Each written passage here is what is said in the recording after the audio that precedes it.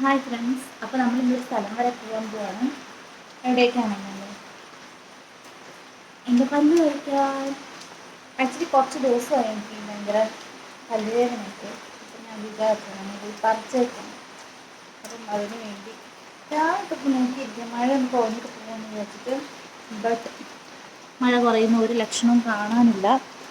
So I thought മഴ മാറാൻ wait ചെയ്യണ്ട, അങ്ങ് പോവാം. ബിക്കോസ് കല്യാണം വരെ കാര്യമായിട്ടുണ്ട്, അതുകൊണ്ട്.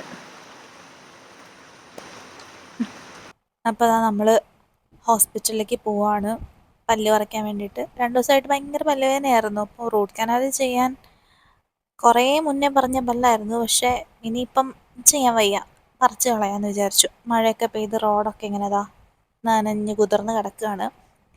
അനിയത്തി ഒരു ആക്സിഡൻറ്റ് പറ്റി റെസ്റ്റിലായതുകൊണ്ട് വണ്ടി എടുക്കാൻ പറ്റില്ല. അതുകൊണ്ട് നമ്മൾ നടന്നു പോയി, പിന്നെ ബസ്സിന് പോകാമെന്ന് വിചാരിച്ചു.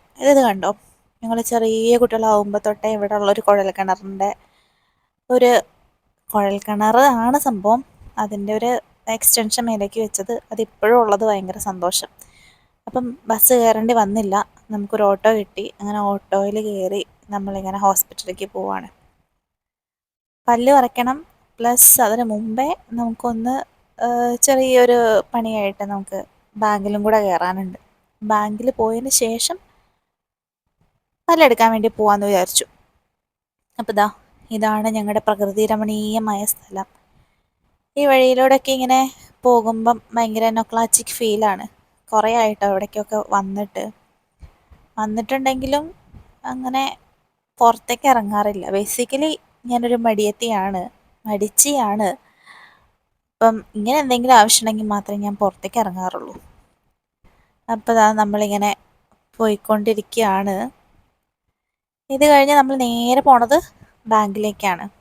ബാങ്ക് എത്തി, നല്ല തിരക്കായിരുന്നു, കുറച്ച് സമയം എടുത്തു. അത് കഴിഞ്ഞ് നമ്മൾ നേരെ ക്ലിനിക്കിൽ പോയി. ക്ലിനിക്കിലും ആവശ്യത്തിൽ കൂടുതൽ തിരക്കുണ്ടായിരുന്നു. അവിടെ കുറച്ച് നേരം വെയിറ്റ് ചെയ്യേണ്ടി വന്നു. അതൊരു ഭയങ്കര ബോറിങ് പരിപാടിയാണ്. അങ്ങനെ ഡോക്ടറെ കണ്ടു. പ്രതീക്ഷിച്ച പോലെ പല്ലെടുക്കാൻ പറ്റിയില്ല. ഡോക്ടർ പറഞ്ഞു ഒരു 3 ദിവസത്തേക്ക് മരുന്ന് കഴിച്ചിട്ട് വരണം, നീരുണ്ട്. അപ്പം അത് കഴിഞ്ഞ് നമ്മൾ മരുന്ന് വാങ്ങിക്കാൻ വേണ്ടി കയറി. കുട്ടികളൊക്കെ സ്കൂളൊക്കെ വിട്ട് വരുന്നുണ്ട്. തിരിച്ചു പോകാനുള്ള ബസ് കാത്ത് നിൽക്കുകയാണ്.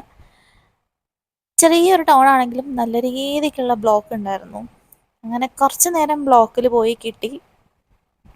പിന്നെ ബസ്സുകാരുടെ ചീറിപ്പാച്ചിലും തിരക്കും ഒക്കെ കഴിഞ്ഞ് നമ്മൾ സ്റ്റോപ്പിലിറങ്ങി വീട്ടിലേക്ക് നടന്നു പോയിക്കൊണ്ടിരിക്കുകയാണ്. അങ്ങനെ